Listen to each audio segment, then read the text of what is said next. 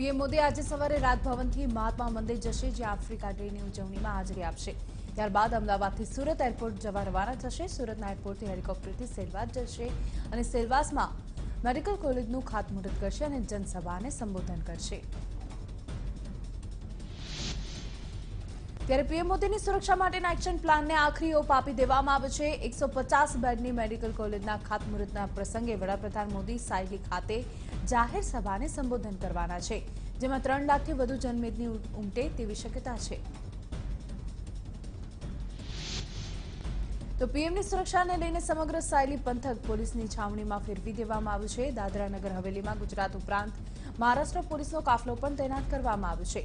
12 paramilitary ફોર્સને ખડે પગે તૈનાત રાખવામાં આવી છે। ઉપરાંત 7 એસપી 21 ડીવાયએસપી પણ હાજર રહેશે। વાયબ્રન્ટ સમિટમાં ઉપસ્થિત દેશ વિદેશના મહાનુભાવો સાથે વડાપ્રધાન નરેન્દ્ર મોદીએ ગાલા ડિનર લીધું, જેમાં ઉપસ્થિત મહેમાનોને ગુજરાતની પરંપરાગત વાનગીઓનો રસથાળ પીરસવામાં આવ્યો। આ ગાલા ડિનરમાં ગુજરાતના પરંપરાગત ખમણ, ફાફડા અને ઢોકળા જેવા ફરસાણ પીરસવામાં આવ્યા। આ ઉપરાંત શિયાળાની ઋતુ હોવાથી મહેમાનોને સ્પેશિયલ મકાઈ અને બાજરાનો રોટલો પણ પીરસવામાં આવ્યો। તો વાયબ્રન્ટ ગુજરાત સમિટને વડાપ્રધાન નરેન્દ્ર મોદીએ સંબોધન કર્યું હતું। સંબોધનમાં મોદીએ કહ્યું કે વાયબ્રન્ટ સમિટ સાચા અર્થમાં ગ્લોબલ બની છે। વાયબ્રન્ટ સમિટમાં 15 પાર્ટનર કન્ટ્રીનો આભાર માન્યો હતો અને આ સાથે ભાગ લેવા આવેલા રાજ્યોને પણ મહત્વપૂર્ણ ગણાવ્યા। તો વધુમાં વડાપ્રધાને કહ્યું કે ભારત હવે વેપાર માટે તૈયાર થઈ ગયું છે। 4 વર્ષથી નવા ભારતનું નિર્માણ થઈ રહ્યું છે। છેલ્લા 4 વર્ષમાં વિશ્વ બેંકના બિઝનેસ રિપોર્ટમાં 65 સ્થાન આગળ આવ્યા છે। સાથે તેમણે કહ્યું કે આયુષ્માન ભારત યોજનાના વખાણ પણ કર્યા અને તો તેમની સાથે સરકાર જીડીપી ગ્રોથ મહત્તમ હોવાનો પણ દાવો કર્યો હતો। તો વડાપ્રધાન મોદીએ પોતાના સંબોધનમાં કહ્યું કે make in India, skill India અને ડિજિટલ ઇન્ડિયાના કાર્યક્રમોનો હેતુ રોજગારી વધારવાનો છે। પીએમ મોદીએ ભારતમાં રોકાણ કરવાનો શ્રેષ્ઠ સમય ગણાવ્યો। તો ભારતની પરિસ્થિતિ રોકાણને વધુ સુરક્ષિત બનાવશે તેવી પણ ખાતરી આપી। તો વાયબ્રન્ટ સમિટના પ્રથમ દિવસે 13 એમઓયુ પર હસ્તાક્ષર થયા છે। કુલ 35,276 કરોડના એમઓયુ સાઇન થયા છે, જેમાં બંદરોના વિકાસ, શિપ બિલ્ડિંગ, રોરો ફેરી સર્વિસ માટે એમઓયુ કરવામાં આવ્યા। માંડવી, દ્વારકા, પોરબંદર અને વેરાવળ ખાતે ક્રૂઝ સર્વિસ માટે એમઓયુ કરવામાં આવ્યા। દહેજ પોર્ટ પર સુવિધા વધારવા માટે 347 કરોડના એમઓયુ કરાયા છે। નિરમા યુનિવર્સિટી ખાતે 160 કરોડના એમઓયુ કરાયા છે। તો રોજગારીના સર્જન માટે ઉબરે 100 કરોડના એમઓયુ સાઇન કર્યા છે। તો 4 વ્હીલર બાદ હવે 2 વ્હીલરમાં પણ સેવા ઉપલબ્ધ કરાવવાનું ઉબરનું આયોજન છે। ગ્લોબલ સમિટમાં અદાણીએ 55,000 કરોડનું રોકાણ કરવાની, મુન્દ્રામાં વિશ્વનો સૌથી મોટો 1 ગીગાવોટનો હાઇબ્રિડ સોલાર પ્લાન્ટ સ્થાપવાની જાહેરાત કરી। તો રિલાયન્સના મુકેશ અંબાણીએ ગુજરાતમાં 3 લાખ કરોડ રૂપિયાનું રોકાણ કરવાની જાહેરાત કરી અને 10 વર્ષમાં આ રકમ બમણી થશે તેવી પણ જાહેરાત કરી છે। તો ટોરેન્ટે 30,000 કરોડ, આદિત્ય બિરલા ગ્રુપે 15,000 કરોડ અને ટાટા ગ્રુપે સોડા એસ પ્લાન્ટમાં રોકાણ કરવાની જાહેરાત કરી। ગ્લોબલ સમિટમાં અબજો રૂપિયાના રોકાણ અને લાખો બેરોજગારોને રોજગારી આપતા દાવા સાથે એમઓયુ શરૂ કરાયા છે। ભાજપના પ્રદેશ પ્રમુખ જીતુ વાઘાણીએ આક્ષેપ કર્યો છે કે કોંગ્રેસ ગુજરાત વિરોધી છે। સાથે તેમણે આક્ષેપ કર્યો કે વાયબ્રન્ટનો વિરોધ કરનાર કોંગ્રેસ પોતાના રાજ્યોમાં ઉદ્યોગ ક્યાં છે તે બતાવે। કેવડિયા ખાતે હરિયાણાના મુખ્યપ્રધાન શનિવારના રોજ હરિયાણા ભવનનું ખાતમુહૂર્ત કરવા આવી રહ્યા છે। તે પહેલા આદિવાસીઓનો વિરોધ ઉગ્ર થઈ રહ્યો છે। 23 રાજ્યોના ભવન માટે જમીન સર્વે કરનારા અધિકારીઓને આદિવાસીઓ 4 વાર ભગાડી ચૂક્યા છે અને જમીન આપવાનો વિરોધ કરી રહ્યા છે। લોકસભાની ચૂંટણી પહેલા મહાગઠબંધન વેરવિખેર થઈ જશે, આ દાવો કર્યો છે નાયબ મુખ્યપ્રધાન નીતિન પટેલે। લોકસભાની ચૂંટણીને લઈને મહત્વપૂર્ણ નિવેદન કરતા કહ્યું કે વિકાસ, સુરક્ષા, સલામતી અને કાયદો અને વ્યવસ્થાના મુદ્દે ભાજપ મતદાર સમક્ષ છે। લોકસભા ચૂંટણીની તારીખોના માર્ચના પ્રથમ અઠવાડિયામાં જાહેરાત થઈ શકે છે। ત્યારે કોંગ્રેસના નેતા મનીષ દોશીએ કહ્યું કે અમે લોકસભાની લડાઈ માટે તૈયાર છીએ। કોંગ્રેસે લોકોની અપેક્ષાઓ પૂર્ણ કરી શકે તેવા ઉમેદવારોની પસંદગી શરૂ કરી છે। તો ચૂંટણી ઢંઢેરો તૈયાર કરવા માટે કાર્યકરો અને લોકોના અભિપ્રાય પણ લેવામાં આવી રહ્યા છે। અહમદ પટેલ તરફથી બળવંતસિંહ રાજપૂત દ્વારા કરાયેલી ઇલેક્શન પિટિશન સ્ટે કરવા માટેની અરજી મુદ્દે સુનાવણી કરવામાં આવી, જેમાં બળવંતસિંહ રાજપૂત તરફથી 43 સાક્ષીઓની જુબાની કરવામાં આવશે। અમદાવાદ શોપિંગ ફેસ્ટિવલ સાંજે 6 વાગ્યાથી રાત્રે 12 વાગ્યા સુધી ખુલ્લો રહેશે, જેથી આયોજકોએ પણ ગ્રાહકોને સાંજના સમયે ખરીદી કરવા આવવા વિનંતી કરી છે. આ સમયે ગ્રાહકો સાંસ્કૃતિક પ્રવૃત્તિઓ અને મ્યુઝિકનો પણ આનંદ માણી શકશે. આ શોપિંગ ફેસ્ટિવલ માટે અલાયદી એપ પણ બનાવવામાં આવી છે. અમદાવાદની વીએસ હોસ્પિટલનો વિવાદ હાઈકોર્ટ સુધી પહોંચ્યો. વર્ષો જૂની વીએસ હોસ્પિટલ ચાલુ રાખવાની માંગ સાથે હાઈકોર્ટમાં પિટિશન દાખલ કરવામાં આવી. તો અમદાવાદ મ્યુનિસિપલ કોર્પોરેશનના વિરોધ પક્ષના નેતા દિનેશ શર્માએ આ પિટિશન દાખલ કરી છે. ગાંધીનગર નજીક રખિયાલ દહેગામ રોડ પર આવેલા કોલ્ડ સ્ટોરેજમાં ગેસનો બાટલો ફાટતા 4 લોકોના મોત થયા છે. ધડાકાભેર ગેસનો બાટલો ફાટતા જય અંબે કોલ્ડ સ્ટોરેજમાં હાજર 4 લોકોના મોત થયા હતા.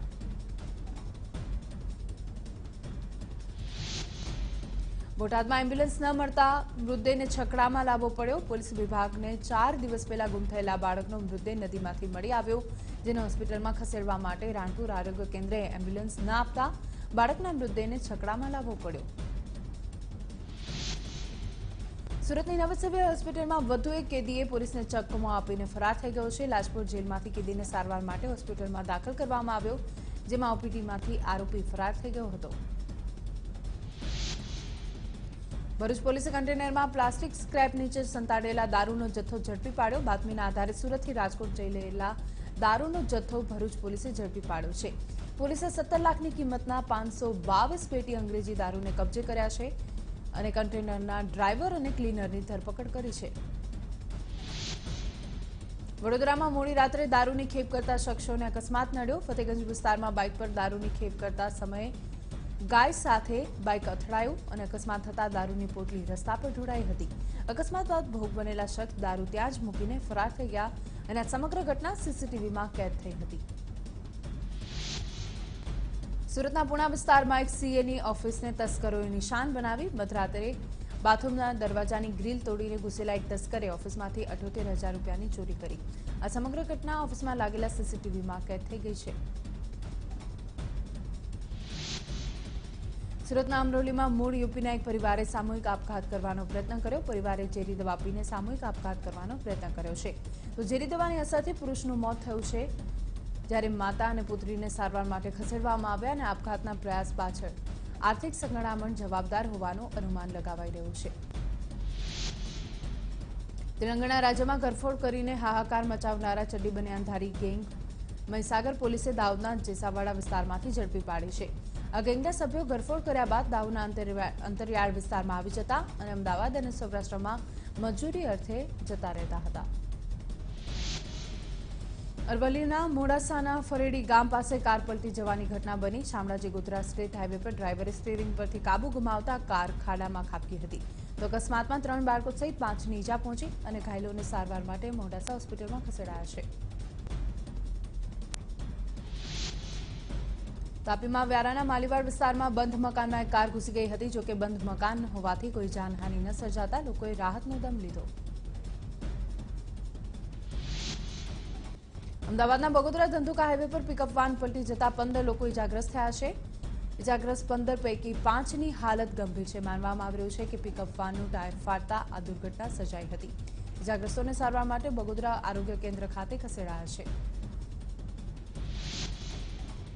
ડાંગમાં સુરતની ખાનગી ટ્રાવેલ્સની મિની બસ પલટી ગઈ. ચાલકે સ્ટીયરિંગ પરથી કાબુ ગુમાવતા અકસ્માત સર્જાયો હતો. બસમાં સવાર મુસાફરોને નાની મોટી ઈજા પહોંચી. ગિરિમથક સાપુતારાના ટેબલ પોઈન્ટ પર આ દુર્ઘટના સર્જાઈ હતી. જૂનાગઢમાં 2 બહેનોને ઝેર પીવડાવવાની ઘટનામાં નવો ખુલાસો થયો છે. પરિવારજનોએ 2 યુવાનો પર લગાવેલા તમામ આક્ષેપો ખોટા સાબિત થયા છે. બંને યુવતીને પરિવારજનોએ યુવાનો સાથે જોઈ હતી, જેના કારણે પરિવારજનોએ યુવતીઓને ઠપકો આપ્યો અને ઠપકાને કારણે યુવતીઓને લાગી આવતા તેમણે ઝેરી દવા પીને આપઘાત કર્યો હતો. સુરતના લિંબાયત વિસ્તારમાં ભંગારના ગોડાઉનમાં આગ લાગી હતી. આગ લાગવાની માહિતી મળતા જ ફાયર બ્રિગેડની 5 ગાડી ઘટના સ્થળે રવાના થઈ ગઈ. તો ભારે જહેમત બાદ ફાયર બ્રિગેડે આગ પર કાબુ મેળવ્યો છે.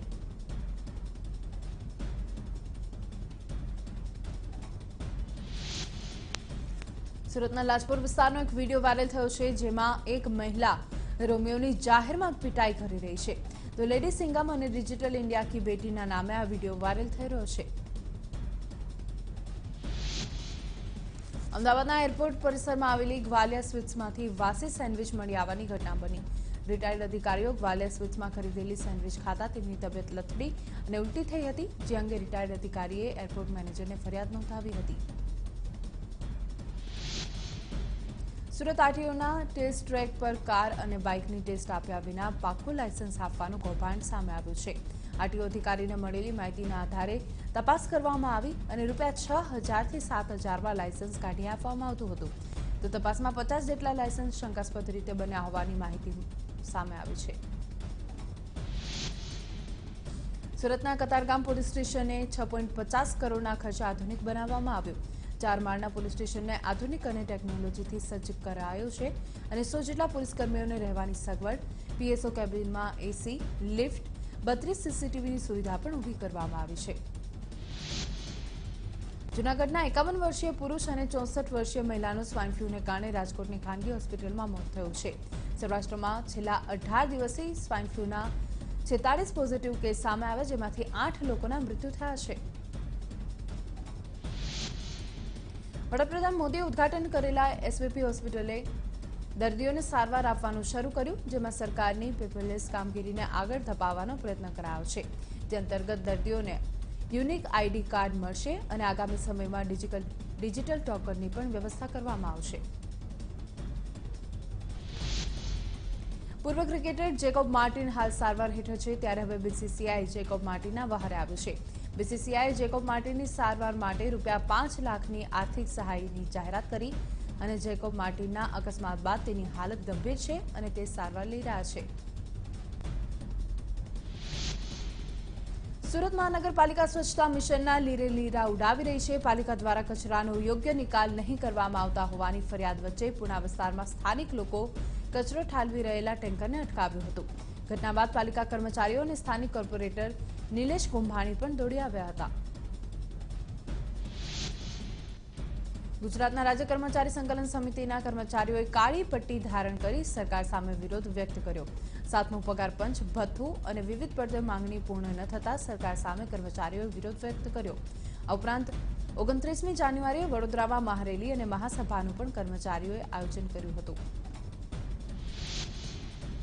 ભરૂચના નાંદેલા વિસ્તારમાં રસ્તો ઓળંગતી વખતે કપિરાજ કારની અડફેટે આવ્યા. કારની અડફેટે આવેલા કપિરાજ કારના બોનેટમાં ફસાયા હતા, ત્યારે જીવદયા પ્રેમીઓએ કારનો એક્ઝોસ્ટ ગ્રીલ ખોલીને કપિરાજનું રેસ્ક્યુ કર્યું અને કપિરાજને સહી સલામત રીતે બહાર કાઢવામાં આવ્યા. બનાસકાંઠાના થરાદમાં પાણીની પાઇપલાઇનના વાલ્વમાં લીકેજ થતા મોટા પ્રમાણમાં પીવાના પાણીનો વેડફાટ થયો. વાવના ગ્રામ્ય વિસ્તારોમાં સપ્લાય થતા મીઠી પાણીનો પાઇપલાઇનમાં લીકેજ થયો હતો. ભચાઉના શિકારપુરમાં ગ્રામજનોએ પોલીસની કામગીરી સામે સવાલ ઉઠાવ્યા છે. બહુચરા માતાજીના મંદિરમાં અવારનવાર ચોરીની ઘટના સામે આવી રહી છે, ત્યારે આ ચોરીની ઘટનામાં પોલીસ કોઈ કાર્યવાહી ન કરતા ગ્રામજનો રોષે ભરાયા હતા. વડોદરામાં આરોગ્ય વિભાગ દ્વારા વુડ સર્કલ પાસે આવેલા ફરકી શોપ ખાતે ચેકિંગ હાથ ધરવામાં આવ્યું, કે ત્યાંથી શ્રીખંડ અને દૂધની બનાવટના મીઠાઈના સેમ્પલ લેવામાં આવ્યા. એક જાગૃત નાગરિક દ્વારા આ બાબતે આરોગ્ય વિભાગને ફરિયાદ કરવામાં આવી અને ફરિયાદના આધારે આરોગ્ય વિભાગે તપાસ હાથ ધરી હતી. વલસાડની કેવીએમઓ કોલેજ વિવાદોમાં ફસાઈ છે. કોલેજમાં થયેલા ચૂંટણીમાં આચાર્ય દ્વારા વાલાદવલાની નીતિ કરવામાં હોવાનો આક્ષેપ થઈ રહ્યો છે, ત્યારે બીવીપી દ્વારા કોલેજનો કેમ્પસમાં આચાર્ય સામે વિરોધ પ્રદર્શન કરવામાં આવ્યું. છોટાઉદેપુર જિલ્લામાં એસટી તંત્રની ઘોર બેદરકારી સામે આવી. ક્વાંટથી અંકલેશ્વર જતી એસટી બસનો વિડીયો વાયરલ થયો છે, જેમાં બસની છત પર જોખમી રીતે મુસાફરો બેઠા હોય તેવું વિડીયોમાં સ્પષ્ટ રીતે જોઈ શકાય છે. વિડીયો નસવાડી દેવલિયા રોડ પર ચાલતી બસ રૂટનો છે.